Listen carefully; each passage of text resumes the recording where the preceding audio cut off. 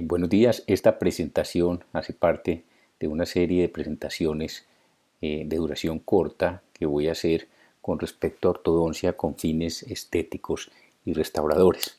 El primer tópico que voy a tratar es sobre la apertura o cierre de espacios.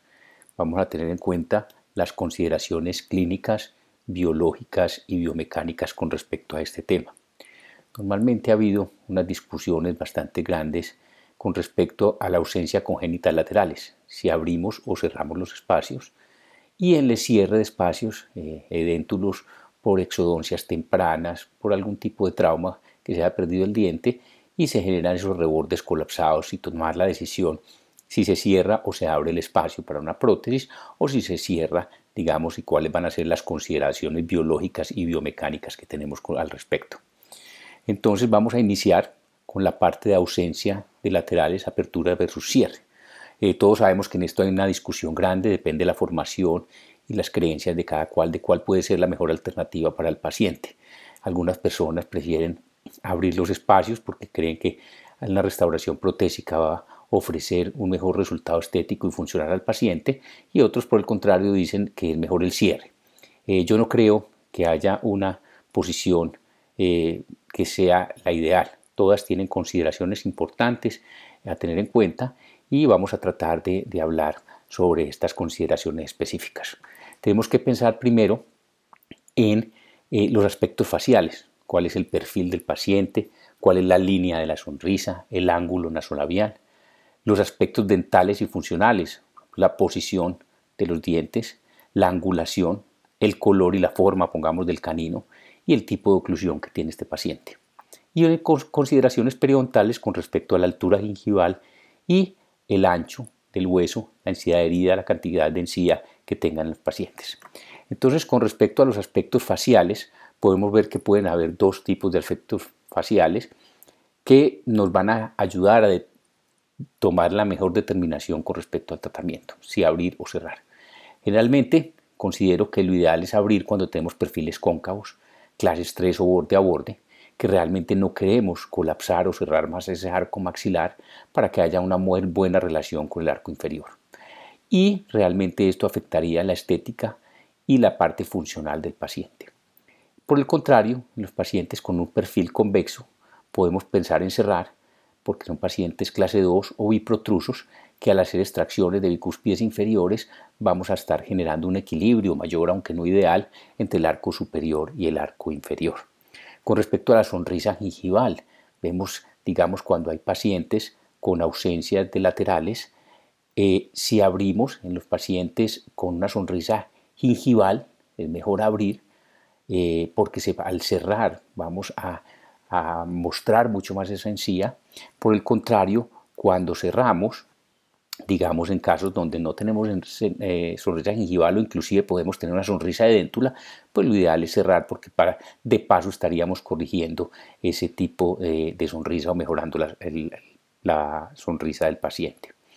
Con respecto al ángulo nasolabial, si tenemos un ángulo nasolabial agudo, lo ideal sería cerrar porque vamos a mejorar esta estética del ángulo nasolabial y los tejidos blandos, y un ángulo nasolabial obtuso, lo ideal sería abrir para no aplanar demasiado ese perfil.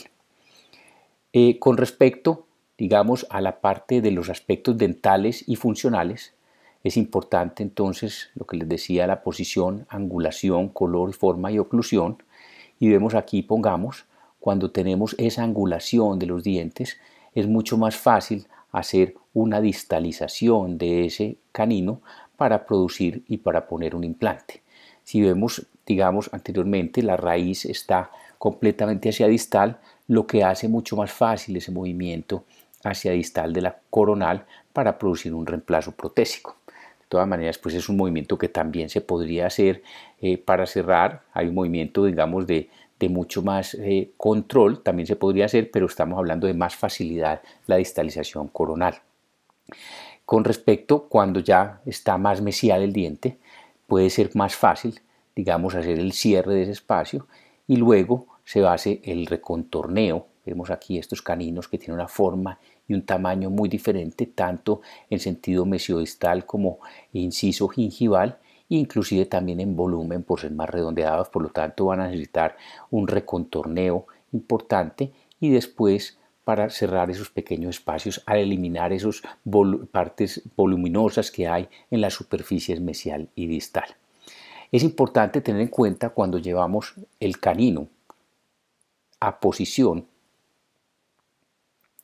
de lateral, ¿qué va a pasar? Al tener un mayor volumen, ese diente, probablemente le ponemos un bracket, normalmente de canino. Ustedes saben que el torque de los caninos puede ser cero o puede ser negativo, de acuerdo a la prescripción que se esté utilizando. Por lo tanto, si se va a usar como lateral, quedaría completamente lingualizado con respecto al central. Ustedes saben que los centrales tienen un torque aproximado de 10, 12, 15 grados. Los laterales pueden tener de 8 a 12, dependiendo de la formulación, y como el canino es negativo, al ponerle ese bracket de canino a un diente que va a ser lateral, puede quedar con angulaciones muy diferentes con respecto a los centrales. Entonces la consideración importante sería cambiar, probablemente poner el bracket del 35, que obtiene un torque positivo, flipeado, o sea, rotado 180 grados, lo que va a producir un torque positivo en el paciente, en ese canino, mejorando la relación que tenemos con los centrales. También tenemos que mirar las consideraciones del canino con respecto al color. Normalmente el canino es uno o dos tonos más oscuro. Hay que recontornearlo y entonces al recontornearlo todavía genera una translucidez mayor de la dentina, generando un color más amarillo. Por eso hay que manejar eso. Obviamente ya con las técnicas de blanqueamiento es mucho más fácil, se puede obtener un buen resultado. Si hay una diferencia, y es una de las consideraciones importantes, si hay una diferencia muy grande en cuanto a tamaño, forma, color, sobre todo tamaño, realmente ahí sí de pronto es mejor dejarlo en la posición inicial porque es muy difícil manejar la estética después con sus dientes contiguos como los centrales y los bicúspides que quedan ahí. Vemos aquí entonces al abrir al cerrar el espacio, cómo debemos contornear muy bien eso, lo que habíamos hablado anteriormente, la corona y el cuello son mucho más amplios, la superficie labial que hablamos ahorita es más convexa y el margen más alto y la punta prominente. Entonces tenemos que hacer un extenso tallado. Con respecto a la investigación que se ha hecho, Sacrison hablaba que realmente un tallado de estos, digamos, si se hace con la suficiente refrigeración y agua, se pueden realizar en pacientes sin que se produzcan cambios en la sensibilidad ni molestias importantes en los pacientes.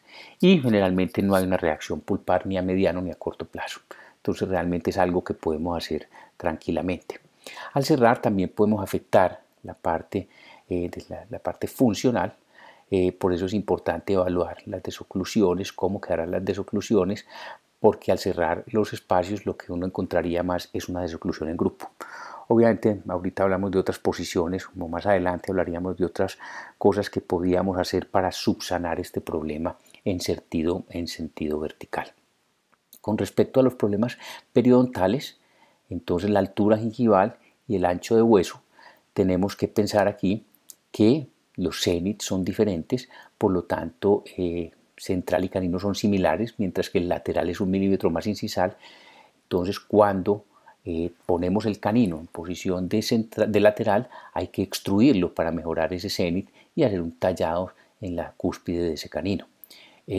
También se podría pensar en intruir el premolar de manera que se mejore un poco ese cenit, porque el premolar tiene el cenit también mucho más bajito, y hacer una reconstrucción de la cúspide de ese diente para que se asemeje más a un canino. Esas son las dificultades que se pueden presentar en estos casos.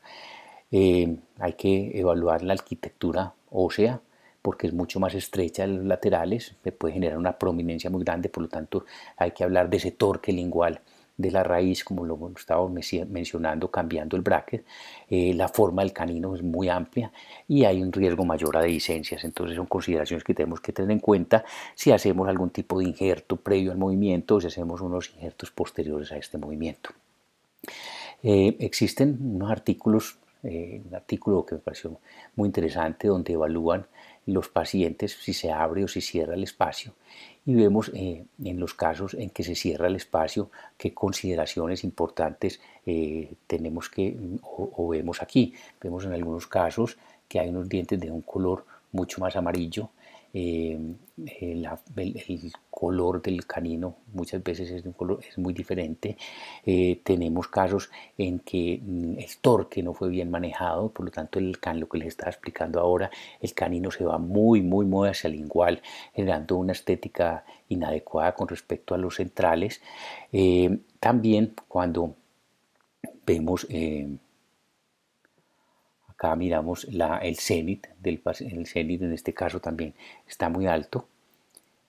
En los pacientes donde se les pone implante, también vemos que hay problemas desde el punto de vista estético, desde el punto de vista altura. Miren aquí ese diente se quedó como en infraoclusión, estéticamente no se ve bien, una angulación inadecuada porque seguramente no había un espacio suficiente para esto. Miremos otro diente también que el cenit queda supremamente alto con respecto a los centrales. Esto entonces esta es la primera parte que les quería compartir. En otros videos ya vamos a hablar de si se decidimos cerrar los espacios, cuáles son las indicaciones, contraindicaciones, etcétera. Muchísimas gracias.